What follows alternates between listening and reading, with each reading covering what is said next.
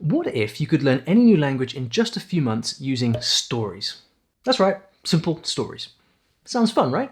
It's also easier than you think. In fact, I've learned many new languages myself using stories, and in this video I'm going to show you how it's done. This is perfect for you if you're looking for a more fun, more natural, more effective way to learn languages. And make sure you stay till the end, because I'm going to give you a full list of resources that you can start using today to learn a language with stories. Sound good? You will learn the science of stories, why your brain loves stories, how stories help you learn languages, and lastly, the pretty simple three-part method that you can use to learn any new language with stories. Now, traditionally, languages are taught with textbooks, classroom lectures, and tests, but what if that isn't the way your brain learns languages best? What if you don't learn languages by deliberately studying them, but what if instead your brain can learn a language naturally by reading and listening? It's quite a crazy idea, right? Now, if you're going to get why this really works, we need to go back to basics and talk about stories, because storytelling is our oldest form of communication. From early cave drawings to hieroglyphics in ancient Egypt, we've used stories for entertainment, education, preserving culture, the list goes on. And in the modern world, stories are literally all around us, and we've invented new purposes too. So you'll find stories being used in entertainment, in business, in politics. I mean, take religion, for example.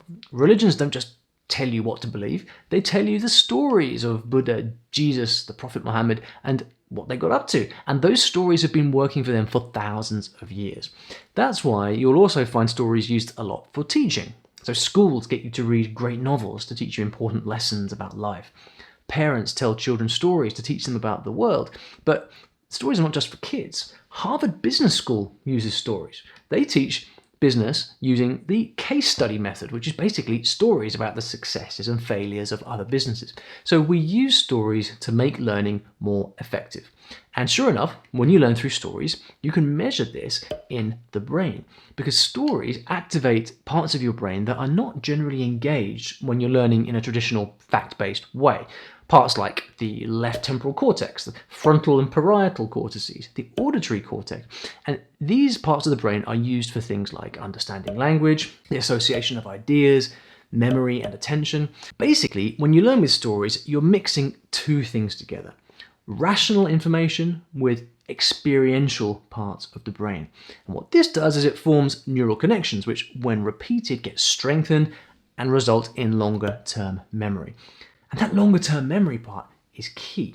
The psychologist Jerome Bruner suggested that we are 22 times more likely to remember facts that are contained within a story. Point is, learning through story is a powerful cocktail of meaning, memory, and emotion. And it's quite different from learning plain facts, which are so easily forgotten. By the way, if you're enjoying this, then make sure you like this video, subscribe to the channel, and hit that notification bell so you stay up to date with more language learning videos. So that's the science behind stories. But what makes stories such a powerful way to learn foreign languages? Well, remember that learning a language does not just mean learning new words or grammar rules. Knowing a language really means understanding the culture and being able to interact with other people. In other words, you've got to be able to use the language in real situations, real life situations, and stories help you do this in a few important ways. First of all, when you learn with stories, you're drawing on your existing knowledge of the world. Stories take place in the world that you already know and understand, which gives you something very important to hold on to and refer to when you're learning the nuts and bolts of the new language. Stories also have meaning. Stories mean something, right? And that means that whatever you learn has purpose. So you're learning to communicate meaningfully from the start. And in stories, of course, every word appears in context. There are no lists of words like you get in textbooks. Everything is in context, which means you'll learn the words more easily and you'll also know how to use them. So what words go with what other words.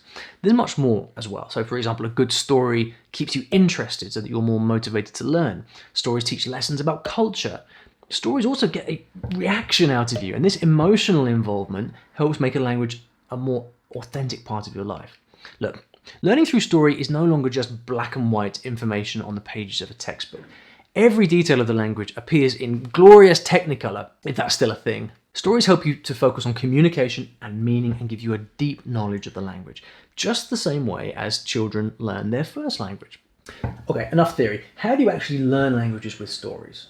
Well, after learning 8 languages, I've codified this into a method which I call the story learning method. And the story learning method has 3 parts to it: immerse, learn, and activate. Now, immerse is when you immerse yourself in the language with stories.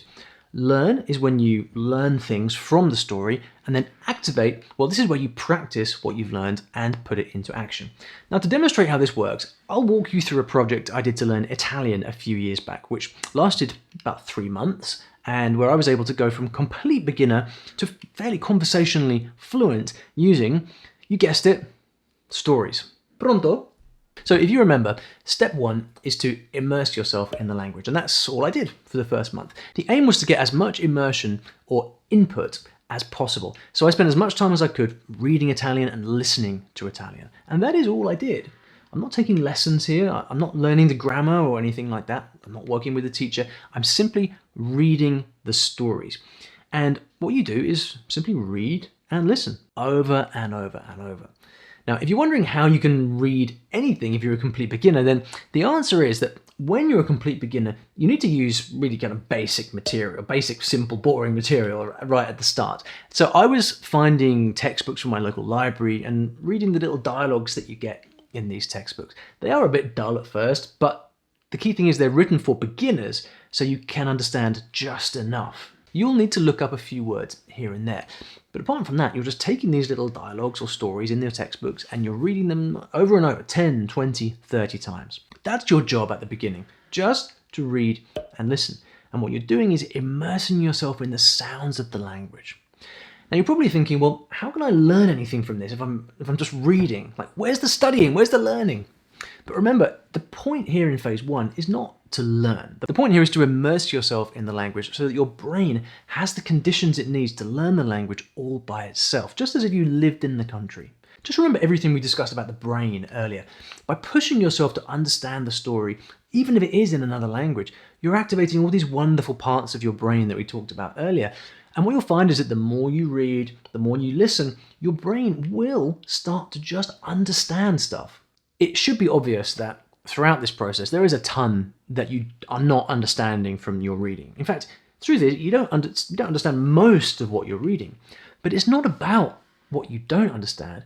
It's about what your brain is learning to understand. And that ratio of what you do and don't understand gradually changes.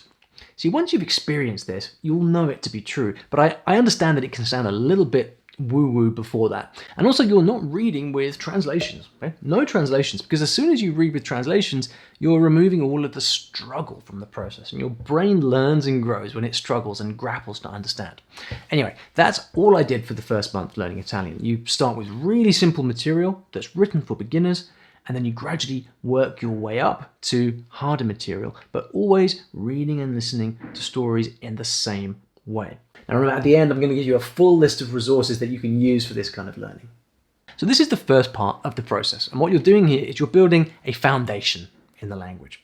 Your brain is basically learning to exist in this new language. But as you're listening to this, you're probably still thinking, yeah, but Ollie, how can I actually learn? I mean, it can't just be reading, right? Where do I learn the language? Well, that's why the second phase of story learning is learn. So as I was reading all this Italian and enjoying it more and more as I started to understand the stories, I started to have questions about the language. There's that word again. It's come up 5 times. What does it mean?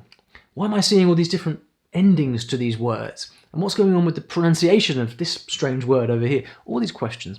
So in this phase, in the learn phase, I started to investigate things that were interesting to me. So I would look up words in the dictionary if there was a word from the story that I really wanted to know, or where I saw something going on with some grammar, I would look up that grammar in a grammar book to see what was going on.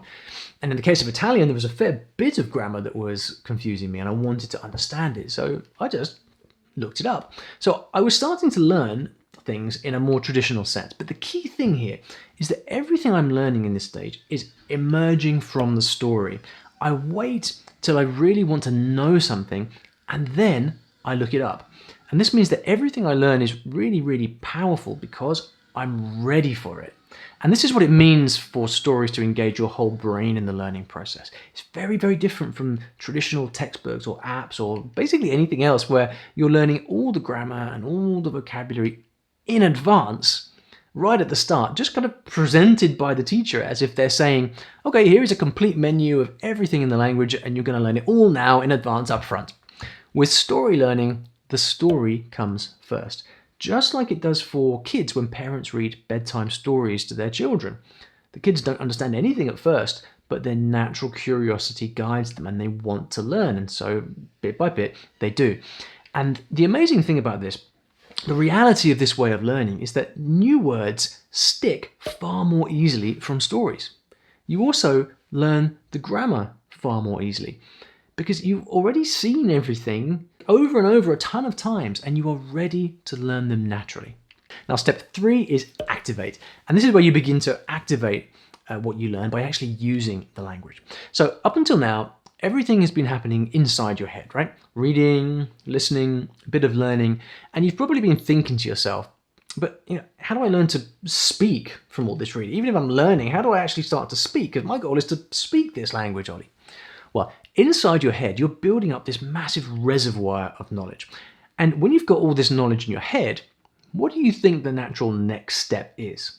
Yeah, you guessed it. The natural next step is to start to use the language. So in my Italian project, that's exactly what I did. Remember, I'd spent an entire month just on the immerse phase. In fact, I actually banned myself from speaking a word in Italian in that first month. No, I couldn't speak at all, not anything, just to prove that this approach works. But when I was ready, I had my first ever Italian lesson with a real person. And the very first session, as you'd expect, it was a little bit ropey. Sì, perché nunca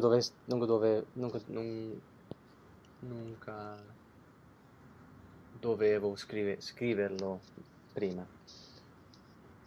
Nunca. È spagnolo.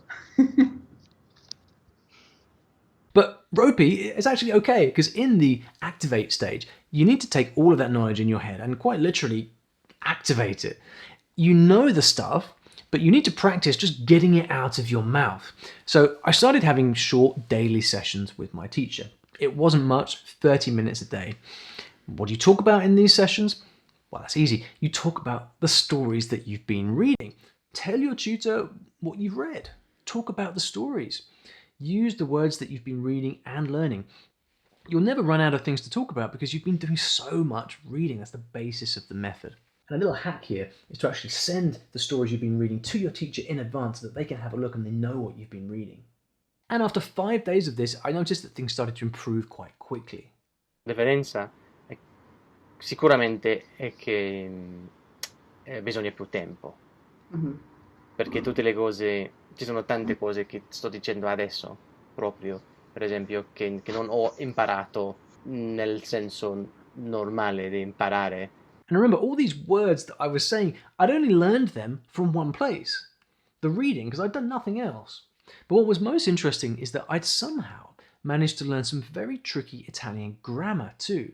I think I mentioned that to you in the second lesson, that prepositions, I'm very impressed because with your knowledge of them, just because prepositions, again, it's a hard topic, I believe, in any language because they're so different in each language.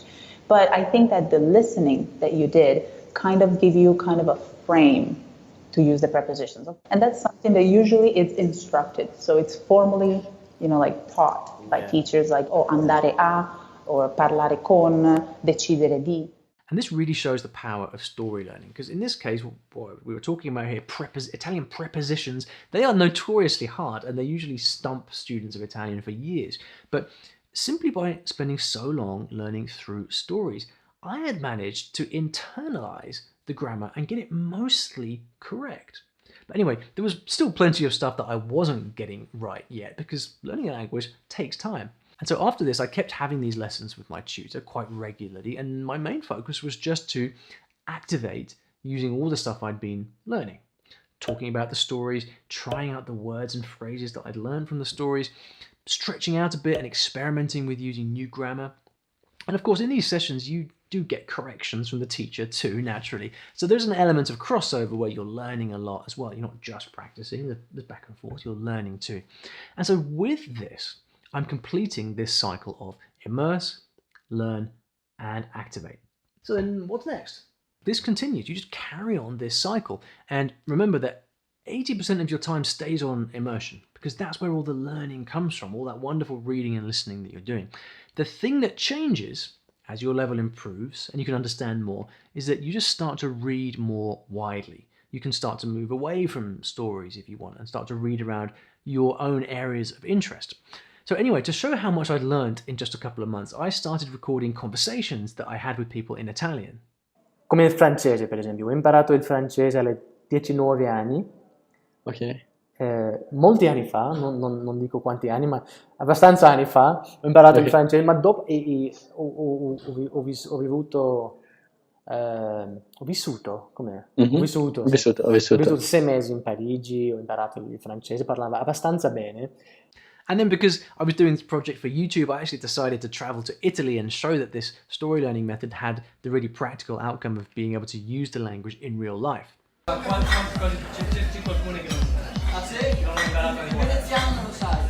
È una questione di pagare 8 euro o andare o camminare un po'. E si cammina un po'. È una ragione per mangiare altro gelato.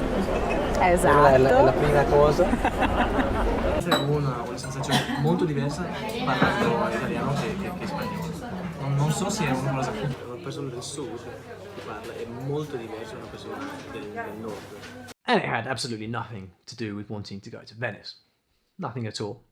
But nevertheless, by the end of the project, I've proven quite convincingly that in just a few months it's possible to learn a new language with stories completely from home and to be able to get it to a point where you can speak the language, live the language, and have the language as a part of your life.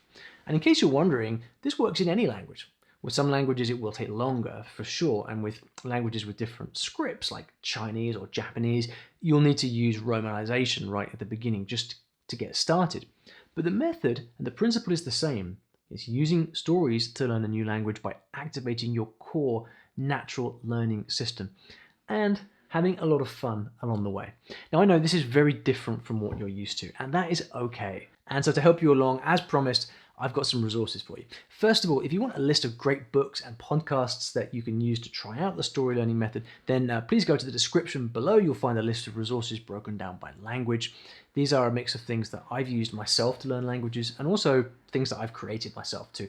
Secondly, if you want a bit more help to learn a new language with the story learning method, then you might like to look at my courses. They are not free, they are paid courses, but they are your complete step-by-step program to learn a new language through stories, including all the material that you need in one place. So all you have to do is just settle in and enjoy the learning. There'll be a link to those in the description and up here as well too.